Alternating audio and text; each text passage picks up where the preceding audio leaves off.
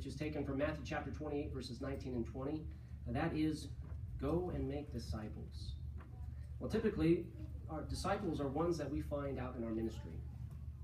But what about our children? Aren't they also disciples? Now, even though they may be raised as one of Jehovah's Witnesses, this does not guarantee that they will become one of Christ's disciples. Now, I'm sure all parents want them to grow up to be one of Jehovah's Witnesses, but do we have any help to help parents be able to accomplish that, to be able to help them become disciples? Well, yes. Thankfully, the Faithful and Discreet Slave has provided us with valuable tools to help our young ones to become disciples. Now, tonight we're going to focus on one of these tools.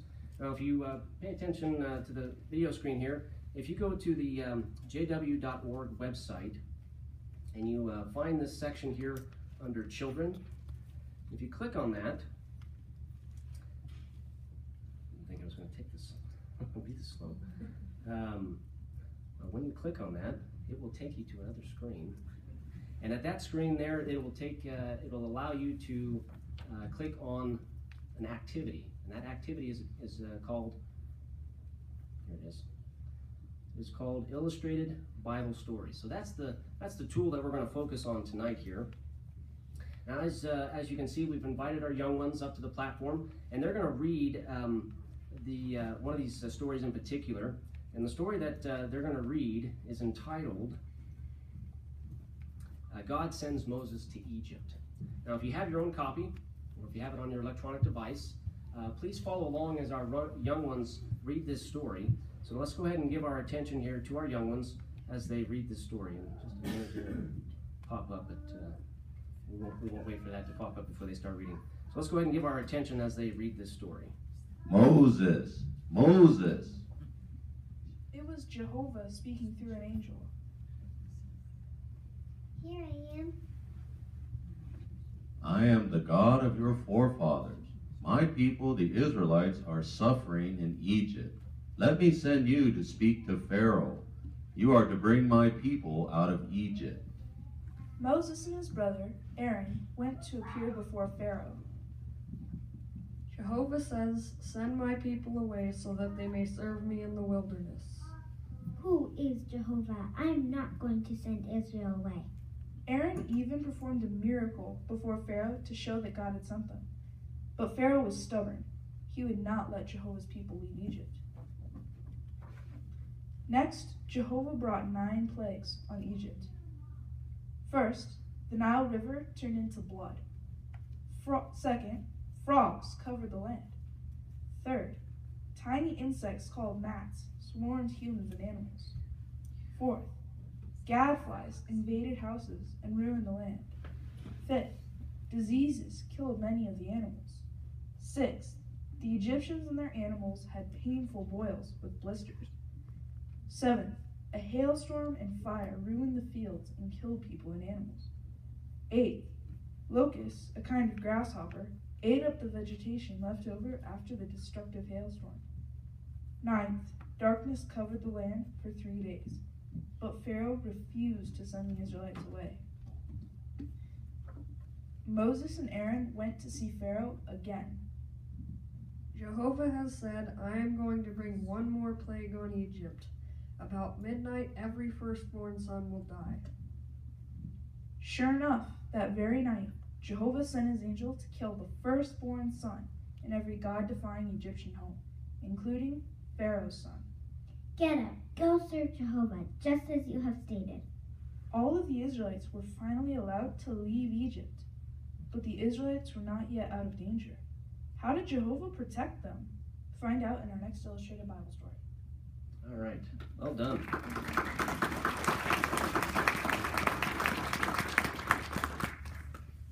Now I'm going to review this particular story with our young ones here, and we're going to look at these 3 questions here on the last page of this lesson. And before I ask the first question here, I'm going to start with Wyllow. Wyllow, did Pharaoh listen to Moses and Aaron and send the Israelites away? No. No, he didn't. Ainsley, what happened to Pharaoh and the Egyptians because they did not listen? They got punished by Jehovah with the 10 plagues. That's right, yeah, they did. Now, Sailor, do you have that scripture there in Exodus chapter 9 and verse 17? Let's go ahead and have you read that one.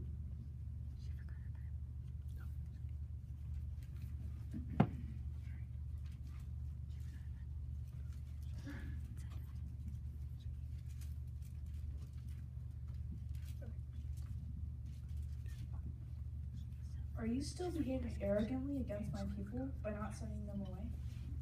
All right, so that question there, why did Pharaoh not listen to Moses and Aaron?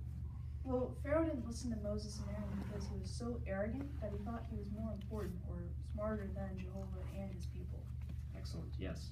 All right, Hayden, that second scripture there that's listed as Psalm 66, verses 6 and 7. You want to read that verse, those two verses? He changed the sea into dry land. They crossed the river on foot. There we rejoiced in him. He rules forever by his might. His eyes keep watch on the nations. Those who are stubborn shall not exalt themselves.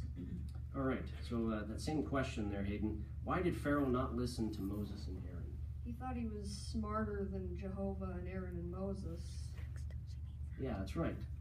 Did you notice one particular word in that, in verse 7 there, that talked about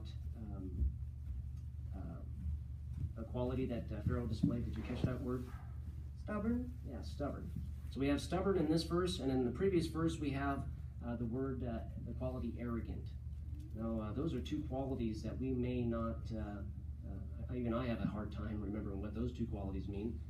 And I'm sure you guys don't use those words in your vocabulary very much, do you? No. Yeah. So let's see if we can break these down here to see if you to help you to understand what exactly these mean here. Now, the dictionary here for that first one, arrogant, that means, as Sailor made mention, it being smarter or better than others. So this to open to all four of you here, who did Pharaoh believe that he was smarter than? Ainsley? Everybody. Yeah, everybody. And in particular, what three people did he think that he was smarter? Jehovah, Moses, and Aaron. Yeah, that's right. So he thought he was better than them. Now, are you guys smarter than anyone?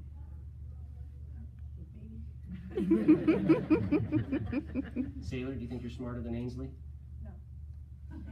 Maybe. Ainsley thinks thinks you're smarter than her. Okay.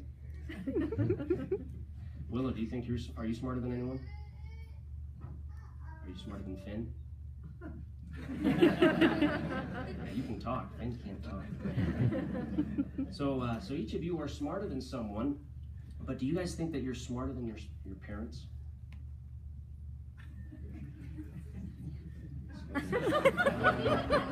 Some hesitation there. All right. Now, usually people that are older than us, they're smarter than us. So when your parents tell you to do something, and do you question them like Pharaoh did? Remember what Pharaoh said, "Who is Jehovah?" All right. When your parents ask you to do something, do you question them? You do question them? Do they like it when you question them? Yeah, so we don't want to be like Pharaoh and act like that. Otherwise, if we question our parents when they tell us to do something, like take out the garbage, and we question them on that, who are we acting like? Fair. That's right. Yeah, we're acting. Yeah, Ainsley, we're acting like Pharaoh. Now, this other quality of stubborn. Now, the dictionary makes mention that that's refusing to change or to stop doing something. Now, after the 9 plagues, did Pharaoh let the Israelites go after those 9 plagues? Sailor? This is the ultimate example of stubborn. I mean, it took his son dying for him to finally let them go. Yeah, exactly. Yeah. So after the 9 plagues, then the 10th plague, his son dies. Yeah, finally Pharaoh listened. Finally got the point. Well, how many times do your parents have to tell you to do something? How many times, Ainsley? You should have to tell us once. That's right. Yeah. Hopefully that's all they have to tell us is once. But sometimes it takes a couple times, doesn't it? Before we actually listen, right? Well, Well, we don't want to be like Pharaoh and have our parents ask us over and over again before we actually listen to them. They should only have to tell us once, just like you mentioned, Ainsley. That's very good. All right, so our next question here, Wyllow, when Jehovah asked Moses to go to Egypt and free the Israelites, what did Moses do? Do you remember? He said, "Here I am." That's right, he said, "Here I am." So he was willing and he was obedient, and he listened to Jehovah, didn't he? Yeah. Now, Ainsley, do you think Moses was afraid when he had to go to speak to Pharaoh? Yes. Now you had to go speak to your teacher in one particular time. Were you afraid when you had to do that? Yes. Yeah, it can be intimidating, can it? Now Hayden, do you have that scripture there in Numbers chapter 12 and verse 3? Let's have you read that. Now the man Moses was by far the meekest of all the men on the face of the earth. All right, so Hayden, how was Moses different from Pharaoh? He was meek. Yeah, he was meek. Now, do you understand what that term means? Yeah. You do? It's you're humble. You're not arrogant. You don't think you're better than everybody. Excellent. Yeah, that's very good. So, so let's see if we can help our younger ones here to see if we can get the point of this quality here. Now, the dictionary for meek means that we don't want to fight and argue with others. So when our parents tell us to do something, Hayden, let's say your dad tells you to clean your room. Do you argue like Pharaoh and say, "I'm not going to do that. You go clean my room"? Sometimes. So you appreciate it when did he make the mess? No. No, he didn't, did he? So how can we be like Moses when our parents ask us to do something? How do you think? Be meek and not argue against it, and just do it because it won't take that long. Yeah, exactly. Yeah, because following Moses' example, he was willing, wasn't he? So when Jehovah asked him to go to see Pharaoh, he went down and he didn't argue with Jehovah, did he? Yeah. So we don't want to be like Pharaoh and argue with our parents. Now, this third question here, Ainsley, do you have that scripture there in Psalm 37, verse 11? So how do you read that verse? But the meek will possess the earth, and they will find exquisite delight in the abundance of peace. All right, very good. So, Sailor, I'm going to ask you this third question here. Why do you think it is better to be meek and mild rather than arrogant and stubborn? Well, meek people are a lot easier to be around. They're better drivers. And their life is a lot more stress-free because they're not constantly holding grudges due to pride. Plus, they find relationships with people easier. And when it comes to the ministry and being one of Jehovah's servants, you can't go out and preach to people if you don't truly love them. And if you love your neighbor as yourself, then you'll be meek and mild. Yeah, very good. Yeah, so you mentioned that they're kind of at peace, and that's kind of what the scripture made mention there. Did you notice another benefit of being meek? Did you catch that in the verse? They will possess the earth. So basically, you'll keep your life because of it. Yeah, exactly. So we certainly see a benefit there of why we should be meek. Now, Wyllow, when your mom and dad ask you to do something and you don't obey, who are you acting like? Pharaoh? Yeah, you are. Do you want to be like Pharaoh? No. Good answer. Ainsley, if you act like Pharaoh and argue with your parents when they ask you to do something, are your parents going to be happy with you? No. No. Do you think Jehovah's going to be happy? No. No. Yeah. So what happened when Pharaoh didn't listen to Jehovah? What did Jehovah do to the Egyptians? Punish them with the plagues. 10 plagues. Yeah, he sent the plagues on them, didn't he? Now, what will happen if we don't listen to our parents? What do you think? They'll punish us. Yeah, and they might discipline us in order to get us to listen. Now, do we want? Do you guys like discipline? No, nobody likes discipline, do they? So, so if we find that we find a frog in our bed, maybe we haven't been paying attention to our parents. Don't take any tips like that. We don't want to punish our children that way. Now, so those are those three questions, but there's actually another lesson that we can learn from this. Moses and Aaron, they had to tell others that they were Jehovah's people. Can you think of at times that we might have to tell people that we're Jehovah's Witnesses? Hayden? At school. Yeah, at school. So what opportunities might there be at school that we would have to tell people that we're Jehovah's Witnesses? If somebody, Sailor? Comes up a lot. I mean, during holidays, or if somebody offers you a cigarette, things like that. Yeah. So those are good opportunities that we would want to tell ones that were Jehovah's Witnesses. Ainsley? Just day-to-day life. Yeah, exactly. So when we carry out our ministry, we want to, we're telling people that we're Jehovah's Witnesses, aren't we? Yeah, and you mentioned day-to-day life. So yeah, when we're at the store, when we're at the park, things like that. Yeah. So those are all good opportunities that we can use to tell others that we're Jehovah's people. But now I want to draw your attention. You can see behind you there. Kind of talked about it before here. You see Moses and Aaron there. They're standing in front of Pharaoh. You see Pharaoh sitting down on his throne there.